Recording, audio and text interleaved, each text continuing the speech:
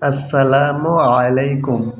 এই ভিডিওতে আলোচনা করতে চাই এফ দিয়ে কিছু শব্দার্থ নিয়ে।